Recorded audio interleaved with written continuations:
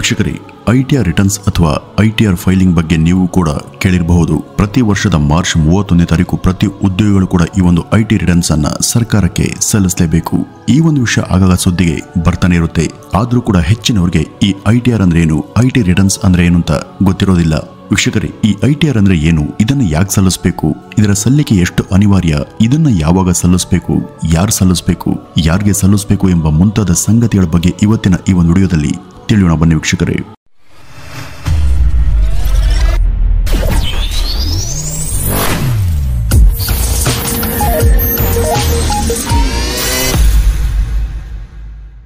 ವೀಕ್ಷಕರೇ, ಇದು ಪ್ರತಿ ಉದ್ಯೋಗಿ ಕೂಡ ತನಗೆ ಬರುವಂತ ಆದಾಯಕ್ಕೆ ಸರ್ಕಾರದ ತೆರಿಗೆ ಇಲಾಖೆಗೆ ಕೊಡುವಂತ ತೆರಿಗೆಯ ಲೆಕ್ಕದ ವರದಿ.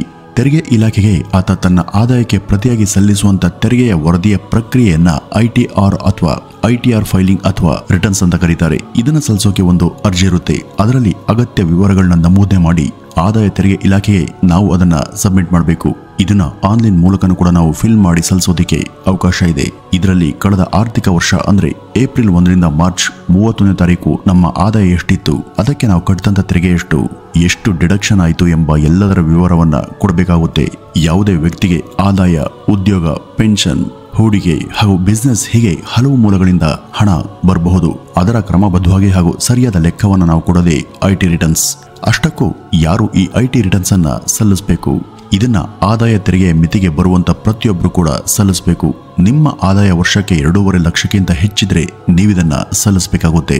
ನೀವು ಕಳೆದ ವರ್ಷ ಆರ್ಥಿಕ ವರ್ಷದಲ್ಲಿ 1 ಕೋಟಿಗಿಂತ ಹೆಚ್ಚು ಹಣವನ್ನು ಡೆಪಾಸಿಟ್ ಮಾಡಿದ್ರೆ ಇದನ್ನ ನೀವು ಸಲ್ಲಿಸಬೇಕು. ಹಾಗೂ ವಿದೇಶದಲ್ಲಿ ನೀವು 2 ಲಕ್ಷಕ್ಕಿಂತ ಹೆಚ್ಚು ಹಣ ಖರ್ಚು ಮಾಡಿದ್ರೆ ಆಗ್ಲೂ ನೀವು ಇದನ್ನ ಸಲ್ಲಿಸಬೇಕು. ನಿಮ್ಮ ಕರೆಂಟ್ ಬಿಲ್ 1 ವರ್ಷದಲ್ಲಿ 1 ಲಕ್ಷಕ್ಕಿಂತ ಹೆಚ್ಚು ಬಂದಿದ್ರೆ ಆಗ ನೀವು ಇದನ್ನ ಸಲ್ಲಿಸಬೇಕು. ವಿದೇಶಿ ಮೂಲಗಳಿಂದ ನಿಮಗೆ ಹಣ ಅಥವಾ ಆದಾಯ ಬರ್ತಾ ಇದ್ರೆ ಆಗ್ಲೂ ಕೂಡ ನೀವು ಇದನ್ನ ಸಲ್ಲಿಸಬೇಕು. ನಿಮ್ಗೆ ಕ್ರೆಡಿಟ್ ಕಾರ್ಡ್ ಅಥವಾ ಬ್ಯಾಂಕ್ ಲೋನ್, ಹೌಸಿಂಗ್ ಲೋನ್ ಮುಂತಾದವು ಬರ್ತಿದ್ದಲ್ಲಿ ಆಗ್ಲೂ ಕೂಡ ನಿಮ್ಮ 3 ವರ್ಷದ ಟ್ಯಾಕ್ಸ್ ರಿಟರ್ನ್ ವರದಿಯನ್ನ ಕೇಳ್ತಾರೆ. ಹಾಗಾದ್ರೆ ಇದನ್ನ ಸಲ್ಲಿಸಿದ ಮಾತ್ರಕ್ಕೆ ನಾವು ಸರ್ಕಾರಕ್ಕೆ ತೆರಿಗೆಯನ್ನ ಕಟ್ಟದಂತೆ ಆಗುತ್ತಾ ಅಂತ ನೀವು ಕೇಳುವುದಾದ್ರೆ ಇಲ್ಲ, ಇದು ಕೇವಲ ನಾವು ಸರ್ಕಾರಕ್ಕೆ ಕೊಡುವಂತ ತೆರಿಗೆಯ ಸಂಬಂಧಿತ ಮಾಹಿತಿ ಮಾತ್ರ. ಅವ್ರ ಬಳಿ ನಮ್ಮ ಪ್ಯಾನ್ ನಂಬರ್ ಇರೋದ್ರಿಂದ ನಮಗೆ ಎಲ್ಲೆಲ್ಲಿ ಹಣ ಬಂದಿದೆ ಹಾಗೂ ನಾವು ಎಷ್ಟೆಷ್ಟು ಖರ್ಚನ್ನ ಮಾಡಿದ್ದೇವೆ ಎಂಬುದರ ಪಕ್ಕಾ ಲೆಕ್ಕ ಇರುತ್ತೆ. ಹೀಗಾಗಿ ನಾವು ಅವ್ರಿಗೆ ವಂಚಿಸೋದಕ್ಕೆ ಸಾಧ್ಯ ಇಲ್ಲ. ನಮ್ಮ ಆದಾಯ ಎಷ್ಟು, ಅದರ ನಿಜವಾದ ಮೂಲವೇನು, ಅದಕ್ಕೆ ನಾವು ಕಟ್ಟಂತ ತೆರಿಗೆ ಎಷ್ಟು, ಇದೆಲ್ಲವನ್ನು ಕೂಡ ನಾವು ಜವಾಬ್ದಾರಿಯುತ ನಾಗರಿಕರಾಗಿ ಸರ್ಕಾರಕ್ಕೆ ಪ್ರಾಮಾಣಿಕವಾಗಿ ಒಪ್ಪಿಸಬೇಕು. ಹಾಗಾದ್ರೆ ನೀವಿದನ್ನು ಸಲ್ಲಿಸದೆ ಹೋದಲ್ಲಿ ಏನಾಗುತ್ತೆ ಅಂತ ಕೇಳಿದ್ರೆ, ಕೆಲವೊಮ್ಮೆ ನಿಮ್ಮ ಲೋನ್, ಇನ್ಕಮ್, ಬ್ರೋಕರೇಜ್ ಫೀಸ್ ಹಾಗೂ ನಿಮ್ಮ ಎಫ್ಡಿ ಹಣಕ್ಕೆ ಬರುವಂತ ಬಡ್ಡಿ ಇವೆಲ್ಲಕ್ಕೂ ಕೂಡ ಹೆಚ್ಚುವರಿ ತೆರಿಗೆ ಹಣ ಡಿಡಕ್ಟ್ ಆಗುತ್ತೆ. ನಿಮ್ಮ ಆದಾಯ ಅಷ್ಟಿರದೆ ಹೋದ್ರೂ ಅಲ್ಲಿ ಸರ್ಕಾರದಿಂದ TDS ಕಟ್ ಆಗಿರುತ್ತೆ. ಈ TDS ಅಂದ್ರೆ ಟ್ಯಾಕ್ಸ್ ಡಿಡಕ್ಟೆಡ್ ಆಫ್ ಸೋರ್ಸ್. ಆಗ ನಿಮ್ಮ ಆದಾಯ ಮತ್ತು ಖರ್ಚನ್ನ ತಾಳೆ ಹಾಕಿ ನಿಮ್ಮಿಂದ ಪಡೆಯಲಾದಂತ ಹೆಚ್ಚುವರಿ ತೆರಿಗೆ ಮೊತ್ತವನ್ನ ಸರ್ಕಾರ ನಿಮಗೆ ರೀಫಂಡ್ ಮಾಡೋದಕ್ಕೆ ಇದರಿಂದ ಸಹಾಯ ಆಗುತ್ತೆ. ಇದು ಸಾಧ್ಯ ಆಗಬೇಕು ಅಂದ್ರೆ ನೀವು ಸರಿಯಾಗಿ ತೆರಿಗೆಯನ್ನ ಕಟ್ಟುವುದರ ಜೊತೆಗೆ ಅದರ ವರದಿಯನ್ನು ಕೂಡ ಸರ್ಕಾರಕ್ಕೆ ಸಲ್ಲಿಸಬೇಕಾಗುತ್ತೆ. ಇದ್ರ ಜೊತೆ ನೀವು FD ಮಾಡಿದಲ್ಲಿ ಅಥವಾ ಹಣವನ್ನ ಇನ್ವೆಸ್ಟ್ ಮಾಡಿದಲ್ಲಿ ಅವುಗಳನ್ನ ಡಿಡಕ್ಷನ್ ಮಾಡಿಸೋದಕ್ಕೂ ಕೂಡ ನಿಮ್ಮ ಐಟಿಆರ್ ಫೈಲಿಂಗ್ ಅನ್ನ ಕೇಳ್ತಾರೆ. ಒಂದ್ ವೇಳೆ ನೀವು ಉದ್ಯಮಿಯೋ ಅಥವಾ ಟ್ರೇಡರೋ ಆಗಿದ್ದಲ್ಲಿ ನಿಮ್ಮ ಬಿಸ್ನೆಸ್ ಅಥವಾ ಟ್ರೇಡಿಂಗ್ ನಲ್ಲಿ ನಿಮ್ಗೆ ನಷ್ಟ ಆದಾಗ ಆ ನಷ್ಟವನ್ನ ಮುಂದಿನ ವರ್ಷಕ್ಕೆ ಕ್ಯಾರಿ ಫಾರ್ವರ್ಡ್ ಮಾಡಿ ಮುಂದೆ ನಿಮ್ಗೆ ಲಾಭ ಆದಾಗ ಅದನ್ನ ಸೆಟಪ್ ಮಾಡಲು ಕೂಡ ನಿಮ್ಗೆ ಈ ಐಟಿ ರಿಟರ್ನ್ಸ್ ಅತ್ಯಗತ್ಯ. ಇನ್ನು ಹೋಮ್ ಲೋನ್, ಬ್ಯಾಂಕ್ ಲೋನ್ ಇತ್ಯಾದಿ ದೊಡ್ಡ ಮೊತ್ತದ ಲೋನ್ ಪಡೆಯೋದಕ್ಕೆ ನೀವು ಐಟಿ ರಿಟರ್ನ್ಸ್ ಫೈಲ್ ಅನ್ನ ಮಾಡಲೇಬೇಕು. ಅನೇಕ ಬ್ಯಾಂಕ್ಗಳಲ್ಲಿ ಲೋನ್ ಕೊಡೋದಕ್ಕೆ ನಿಮ್ಗೆ 3 ವರ್ಷಗಳ ಐಟಿ ರಿಟರ್ನ್ಸ್ ಬಗ್ಗೆ ಮಾಹಿತಿಯನ್ನ ಕೇಳ್ತಾರೆ. ನಿಮ್ ಬಳಿ ಅದು ಇದ್ರೆ ನಿಮ್ಗೆ ಸುಲಭವಾಗಿ ಯಾವುದೇ ಬ್ಯಾಂಕ್ನಿಂದ ಲೋನ್ ಸ್ಯಾಂಕ್ಷನ್ ಆಗುತ್ತೆ. ವೀಕ್ಷಕರೇ, ಇದ್ರ ಜೊತೆ ನೀವು ಇನ್ನೊಂದು ಮುಖ್ಯ ವಿಷಯವನ್ನು ಕೂಡ ತಿಳ್ಕೋಬೇಕು. ಅದೇ ಹೆಲ್ತ್ ಇನ್ಶೂರೆನ್ಸ್ ಬಗ್ಗೆ. ಹೆಲ್ತ್ ಇನ್ಶೂರೆನ್ಸ್ ಅಂದ್ರೆ ನಿಮ್ಗೆ ಅಥವಾ ನಿಮ್ಮ ಮನೆಯವರಿಗೆ ಯಾರಿಗಾದ್ರೂ ಹುಷಾರಿಲ್ಲ ಅಥವಾ ಅನಾರೋಗ್ಯ ಉಂಟಾದಾಗ ನೀವು ಖಾಸಗಿ ಆಸ್ಪತ್ರೆಗಳಿಗೆ ಚಿಕಿತ್ಸೆಗೆ ಹೋಗಬೇಕಾಗುತ್ತೆ. ಆಗ ನೀವು ಹೆಲ್ತ್ ಇನ್ಶೂರೆನ್ಸ್ ಅನ್ನ ಮಾಡಿಸಿದ್ರೆ ಈ ಬಗ್ಗೆ ಯಾವುದೇ ರೀತಿಯ ಚಿಂತೆ ಮಾಡುವಂತ ಅಗತ್ಯ ಇರೋದಿಲ್ಲ. ಅಲ್ಲಿ ನಿಮ್ಗೆ ಆಗುವಂತ ಎಲ್ಲಾ ಚಿಕಿತ್ಸಾ ವೆಚ್ಚವನ್ನು ಕೂಡ ಈ ಹೆಲ್ತ್ ಪಾಲಿಸಿ ತಾನೇ ಭರಿಸುತ್ತೆ. ಅದರ ಭಾರ ನಿಮ್ ಹೆಗಲಿಗೆ ಬೀಳೋದಿಲ್ಲ.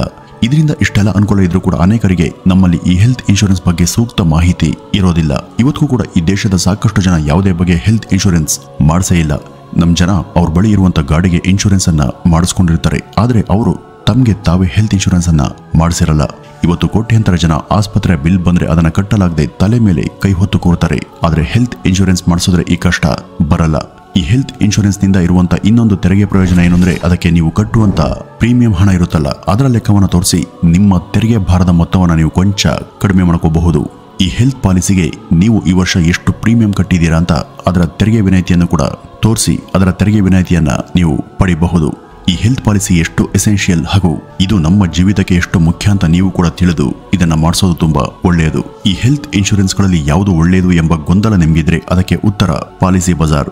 ಇದರಲ್ಲಿ ಸುಮಾರು 51 ಇನ್ಶೂರೆನ್ಸ್ ಪಾರ್ಟ್ನರ್ಸ್ ಇದ್ದಾರೆ. ಇವ್ರ ಪೈಕಿ ನೀವು ಯಾರನ್ನಾದರೂ ಸಂಪರ್ಕ ಮಾಡಿದ್ರೆ ನಿಮಗೆ ಬೇಕಾದಂತ ಹೆಲ್ತ್ ಪಾಲಿಸಿಯನ್ನ ಮಾಡಿಸ್ಕೊಳ್ಬಹುದು. ಇವಿಷ್ಟು ಇನ್ಶೂರರ್ಗಳ ಜೊತೆ ನೀವು ಇದನ್ನ ಕಂಪೇರ್ ಮಾಡಿ ನೋಡಿನೇ ಖರೀದಿ ಮಾಡಬಹುದು. ಹಾಗೂ ಇಲ್ಲಿ ಹೆಚ್ಚುವರಿ ಇನ್ಶೂರೆನ್ಸ್ ಹಣಕ್ಕೆ ಅತ್ಯಲ್ಪ ಮೊತ್ತದ ಪ್ರೀಮಿಯಂಗೆ ಅವಕಾಶ ಕೂಡ ಇರುತ್ತೆ. ನೀವು 2 ಕೋಟಿಯಷ್ಟು ಹಣವನ್ನ ಇನ್ಶೂರ್ ಮಾಡಿದ್ರೂ ಕೂಡ ಅದಕ್ಕೆ ತಿಂಗಳಿಗೆ ನೀವು ತೆರುವಂತ ಪ್ರೀಮಿಯಂ ಹಣ ಕೇವಲ 600 ರಿಂದ 700 ರೂಪಾಯಿ ಮಾತ್ರ. ಇದನ್ನ ನೀವು ಆನ್ಲೈನ್ ಮೂಲಕ ಕೂಡ ಅರ್ಜಿಯನ್ನ ಸಲ್ಲಿಸಬಹುದು. ಇದಕ್ಕೆ 10% ಆನ್ಲೈನ್ ವಿನಾಯಿತಿ ಕೂಡ ಇದೆ. ನಿಮಗೆ ದಿನದ 24 ಗಂಟೆ ಹಾಗೂ ವಾರದ 7 ದಿನದಲ್ಲೂ ಕೂಡ ಕ್ಲೈಮ್ ಅಸಿಸ್ಟೆಂಟ್ ಇಲ್ಲಿ ಸಿಗ್ತಾರೆ. ನೀವು ಯಾವುದೇ ತರಹದ ವಿಚಾರಣೆಗೆ ಇನ್ಶೂರರ್ ಬಳಿ ಹೋಗುವಂತ ಅಗತ್ಯ ಇಲ್ಲ. ಇದು 80 ವರ್ಷದವರೆಗೂ ಕೂಡ ಕವರೇಜ್ಗೆ ಅವಕಾಶವನ್ನ ಕಲ್ಪಿಸಿದೆ. ಇವರ ಟರ್ಮ್ ಪ್ಲಾನ್ ಸುಮಾರು 59ಕ್ಕೂ ಹೆಚ್ಚು ಕಾಯಿಲೆ ಅಥವಾ ಗಂಭೀರ ಅನಾರೋಗ್ಯಗಳನ್ನ ಕವರ್ ಮಾಡುತ್ತೆ. ಹೀಗಾಗಿ ಇಷ್ಟೆಲ್ಲ ಸೌಕರ್ಯ ಇರುವಂತಹ ಹೆಲ್ತ್ ಪಾಲಿಸಿಯನ್ನ ನೀವು ಪಾಲಿಸಿ ಬಜಾರ್ನಿಂದ ಮಾಡಿಸೋದು ಅತ್ಯಂತ ಸೂಕ್ತ ಹಾಗೂ ಸಹಕಾರಿ. ಇದರ ಲಿಂಕ್ ಅನ್ನ ಕೆಳಗಿನ ಡಿಸ್ಕ್ರಿಪ್ಷನ್ ಬಾಕ್ಸ್ ಅಲ್ಲಿ ಕೊಡಲಾಗಿದೆ. ಈ ಕೂಡಲೇ ನೀವು ಆ ಲಿಂಕ್ ಅನ್ನು ಒತ್ತಿ ಹೆಚ್ಚು ಮಾಹಿತಿಯನ್ನು ಪಡೆದು ಪಾಲಿಸಿ ಬಜಾರ್ನ ಸಕ್ರಿಯ ಹಾಗೂ ಯಶಸ್ವಿ ಹೆಲ್ತ್ ಇನ್ಶೂರೆನ್ಸ್ ನ ಸದಸ್ಯರಾಗಿ. ಇನ್ನು ವೀಕ್ಷಕರೇ, ನಾವು ಐಟಿ ರಿಟರ್ನ್ಸ್ ನ ವಿಷಯಕ್ಕೆ ಬಂದ್ರೆ ಇಲ್ಲಿ ಇಲಾಖೆ ನಿಮ್ಮ ಆದಾಯದ ಮೂಲಗಳನ್ನ ಮುಖ್ಯವಾಗಿ 5 ವಿಧಗಳನ್ನಾಗಿ ಡಿವೈಡ್ ಮಾಡುತ್ತೆ. 1. ನಿಮ್ಮ salary, house property, other sources, business ಹಾಗೂ ನಿಮ್ಮ ಕ್ಯಾಪಿಟಲ್ ಗೇನ್ಸ್. ಹೀಗೆ ಇವುಗಳ ಪೈಕಿ ಮೊದಲ 3ರಲ್ಲಿ ಅಂದ್ರೆ ಸ್ಯಾಲರಿ, ಹೌಸ್ ಪ್ರಾಪರ್ಟಿ ಹಾಗೂ ಇತರ ಸೋರ್ಸ್ಗಳಿಂದ ನಿಮಗೆ ಆದಾಯ ಬರ್ತಿದ್ದಲ್ಲಿ ಅವುಗಳ ತೆರಿಗೆ ವಿವರವನ್ನು ನೀವು ITR ನ 1ರ ಮೂಲಕ ನೀವು ಫೈಲ್ ಮಾಡಬೇಕು. ಹಾಗಾದ್ರೆ ITR 1ರ ಫೈಲ್ ಯಾರು ಮಾಡಬೇಕು ಅಂದ್ರೆ ನೀವು ಭಾರತದಲ್ಲಿ ವಾಸ ಇರಬೇಕು ಹಾಗೂ ಆದಾಯ ಸ್ಯಾಲರಿಯಿಂದ ಗರಿಷ್ಠ 1 ಹೌಸ್ ಪ್ರಾಪರ್ಟಿ ಹಾಗೂ ಇತರ ಬಡ್ಡಿ ಅಥವಾ ಡಿವಿಡೆಂಡ್ ಇರಬೇಕು. ಹಾಗೂ ಕೃಷಿಯಿಂದ ನಿಮಗೆ ಆದಾಯ ಇದ್ದಲ್ಲಿ 5,000ಕ್ಕಿಂತ ಕಡಿಮೆ ಕೃಷಿ ಆದಾಯ ಇರಬೇಕು. ಇಷ್ಟೆಲ್ಲ ಸೇರಿ ನಿಮ್ಮ ಒಟ್ಟು ಆದಾಯ 50 ಲಕ್ಷದ ಒಳಗಿರಬೇಕು. ಇವಿಷ್ಟು ಇದ್ರೆ ನೀವು ITR ನ 1ನಲ್ಲಿ IT ಫೈಲ್ ಅನ್ನ ಮಾಡೋದಕ್ಕೆ ಅರ್ಹರು. ಒಂದ್ ವೇಳೆ ನಿಮ್ಮ ಲಾಸ್ನ ನೀವು ಕ್ಯಾರಿ ಫಾರ್ವರ್ಡ್ ಮಾಡಿದ್ರೆ ಹಾಗೂ ವಿದೇಶದಲ್ಲಿ ನಿಮ್ಮ ಆಸ್ತಿ ಇದ್ರೆ ನೀವು ಇದರಲ್ಲಿ ITR 1ನಲ್ಲಿ ಫೈಲ್ ಮಾಡೋದಕ್ಕೆ ಬರಲ್ಲ. ಈ ITR 1 ಫೈಲ್ ಮಾಡೋದಕ್ಕೆ ನಮಗೆ 3 ಮುಖ್ಯ ದಾಖಲೆಗಳು ಬೇಕಾಗುತ್ತೆ. ಅವು ಫಾರ್ಮ್ 16 ಮತ್ತೆ ಫಾರ್ಮ್ 26 AS ಹಾಗೂ AIS. ಇವಿದ್ರೆ ನೀವು ITR ಫೈಲ್ ಅನ್ನ ಮಾಡಬಹುದು. ಇದರಲ್ಲಿ ನಿಮ್ಮ TDS, ಟ್ಯಾಕ್ಸ್ ಬೆನಿಫಿಟ್, ನಿಮ್ಗಿರುವಂತ ಅಲೋಯನ್ಸ್ ಮುಂತಾದವುಗಳ ಬಗ್ಗೆ ವಿವರ ಸಿಗುತ್ತೆ. ಇನ್ನು AIS ಅಂದ್ರೆ ಆನ್ಯುವಲ್ ಇನ್ಫಾರ್ಮೇಶನ್ ಸ್ಟೇಟ್ಮೆಂಟ್. ಇದನ್ನ ಆನ್ಲೈನ್ ನಲ್ಲಿ ಫಿಲ್ ಮಾಡೋದಕ್ಕೆ ನೀವು ಗೂಗಲ್ಗೆ ಹೋಗಿ ಅಲ್ಲಿ ಈ ಫಿಲ್ಲಿಂಗ್ ಅಂತ ಸರ್ಚ್ ಕೊಟ್ರೆ ಈ ರೀತಿಯ ಒಂದು ಪೋರ್ಟಲ್ ನಿಮಗೆ ಓಪನ್ ಆಗುತ್ತೆ. ನೀವು ಅಲ್ಲಿ ರಿಜಿಸ್ಟರ್ ಆದ್ರೆ ನಿಮಗೆ ವ್ಯೂ ಫಾರ್ಮ್ 26 AS ನಿಮಗೆ ಕಾಣಿಸುತ್ತೆ. ಈ ಒಂದು ಫಾರ್ಮ್ ಅನ್ನ ನೀವು PDF-ಗೆ ಎಕ್ಸ್ಪೋರ್ಟ್ ಮಾಡಿ ಡೌನ್ಲೋಡ್ ಮಾಡಿದ್ರೆ ಅದು ನಿಮಗೆ ಸಿಗುತ್ತೆ. ನೀವು ಒಂದು ವೇಳೆ 2 ಕಂಪನಿಗಳಲ್ಲಿ ಕೆಲಸ ಮಾಡಿ 2 ಕಡೆ ಸ್ಯಾಲರಿ ಪಡೆದಿದ್ದಲ್ಲಿ ಅದರ ವಿವರ ಕೂಡ ನಿಮಗೆ ಇಲ್ಲಿ ಕಾಣಿಸುತ್ತೆ. IT ರಿಟರ್ನ್ ಫೈಲ್ ಮಾಡೋದಕ್ಕೆ ಅದೇ ಪೋರ್ಟಲ್ಗೆ ಹೋಗಿ ಸಂಬಂಧಪಟ್ಟಂತ ಮಾಹಿತಿಯನ್ನು ಫಿಲ್ ಮಾಡಿ ಮೊದಲು ಲಾಗಿನ್ ಆಗಬೇಕು. ಅಲ್ಲಿ ಕಾಣುವಂತ ITR ಎಂಬುದರ ಮೇಲೆ ಕ್ಲಿಕ್ ಮಾಡಿದ್ರೆ ಯಾವ ವರ್ಷ ಅಂತ ನಿಮ್ಗೆ ಅದು ಕೇಳುತ್ತೆ. ಆನಂತರ ಆನ್ಲೈನ್ ಫಿಲ್ ಎಂಬ ಆಪ್ಷನ್ ಆರಿಸಿದ್ರೆ ಅಲ್ಲಿ ಸ್ಟಾರ್ಟ್ ನ್ಯೂ ಫಿಲ್ಲಿಂಗ್ ಎಂಬ ಆಯ್ಕೆ ಕಾಣಿಸುತ್ತೆ. ಮುಂದೆ ಇಂಡಿವಿಜುವಲ್ ಎಂಬ ಆಯ್ಕೆಯನ್ನು ಆರಿಸಿ ಅಲ್ಲಿರುವಂತ ITR 1 ಎಂಬ ಆಯ್ಕೆ ಮೇಲೆ ಕ್ಲಿಕ್ ಮಾಡಬೇಕು. ಮುಂದೆ ನಿಮ್ಮ ಆದಾಯದ ವಿವರ, ಕೆಲಸದ ವಿವರ, ನೀವು ಯಾವ ಎಂಪ್ಲಾಯ್ ಎಂಬುದನ್ನೆಲ್ಲ ಫಿಲ್ ಮಾಡಬೇಕು. ಈ 3 ಹಂತಗಳನ್ನ ಫಿಲ್ ಮಾಡಿ ಈ ವೆರಿಫೈನಲ್ಲಿ ನಿಮ್ಮ ಆಧಾರ್, ಪ್ಯಾನ್, ಬ್ಯಾಂಕ್ ಸ್ಯಾಲರಿ, ಖಾತೆಯ ವಿವರವನ್ನು ಅಪ್ಲೋಡ್ ಮಾಡಿದ್ರೆ ನಿಮ್ಮ IT ಸಲ್ಲಿಕೆ ಆಯ್ತು ಅಂತಾನೆ ಅರ್ಥ. ಒಂದ್ ವೇಳೆ ನಿಮಗೆ ಟ್ಯಾಕ್ಸ್ ರೀಫಂಡ್ ಆಗಬೇಕು ಅಂದ್ರೆ ಅದರ ವಿವರವನ್ನು ನಮೂದಿಸಿ ಯಾವ ಖಾತೆಗೆ ಹಣ ಜಮೆ ಆಗಬೇಕು ಅಂತ ಸೇರಿಸಬೇಕು. ನಿಮ್ಮ ಖಾತೆಯ ವಿವರವನ್ನು ಪಡೆದ ನಂತರ ಈ ಟ್ಯಾಕ್ಸ್ ಹಣದ ರೀಫಂಡ್ ನಿಮಗೆ ಮುಂದಿನ 1 ವಾರದಲ್ಲೂ ಆಗಬಹುದು ಅಥವಾ 1 ತಿಂಗಳ ಒಳಗೂ ಆಗಬಹುದು. ಆದ್ರೆ ಖಂಡಿತ ರೀಫಂಡ್ ಆಗೇ ಆಗುತ್ತೆ. ವೀಕ್ಷಕರೇ, ಇದಿಷ್ಟು ಇವತ್ತಿನ ಈ ಒಂದು ವಿಡಿಯೋದ ಒಂದು ಸಣ್ಣ ಮಾಹಿತಿ. ನಮಸ್ಕಾರ.